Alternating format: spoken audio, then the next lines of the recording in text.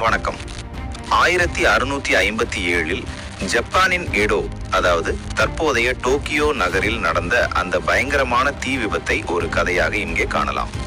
எடோவின் பெரும் தீ 1657 ஒரு வரலாற்று சோகம்.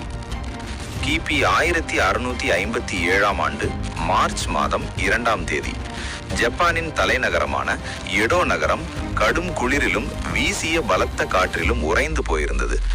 அன்றைய தினம் ஒரு விசித்திரமான சம்பவத்துடன் அந்த பேரழிவு தொடங்கியது.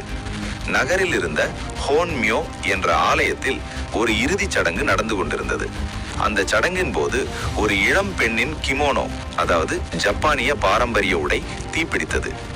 காற்று மிக வேகமாக வீசியதால் அந்த தீ மழமழவென ஆலயம் முழுவதும் பரவியது.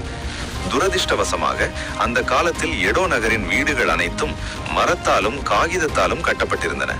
பெட்ரோலில் தீ விழுந்தது போல காற்று அந்த தீயை நகரம் முழுவதும் அள்ளி வீசியது. அடுத்த 3 நாட்களுக்கு எடோ நகரம் ஒரு நரகமாக மாறியது. தப்பிக்க வழி தெரியாமல் மக்கள் அங்குமிங்கும் ஓடினர்.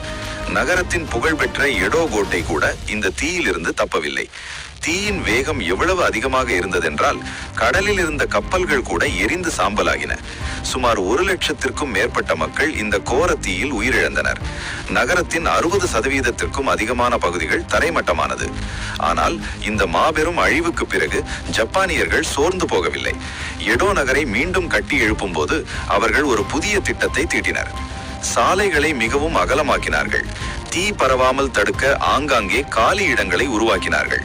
முக்கியமான ஆலயங்களை நகரின் பாதுகாப்பான இடங்களுக்கு மாற்றினார்கள். மெய்ரேக்கி தீ விபத்து என்று அழைக்கப்படும் இந்த சம்பவம் மனித வரலாற்றின் மிகப்பெரிய துயரங்களில் ஒன்றாக இருந்தாலும் இன்றைய நவீன டோக்கியோ நகரம் திட்டமிடப்பட்டு உருவாக இதுவே மிக முக்கிய காரணமாக அமைந்தது.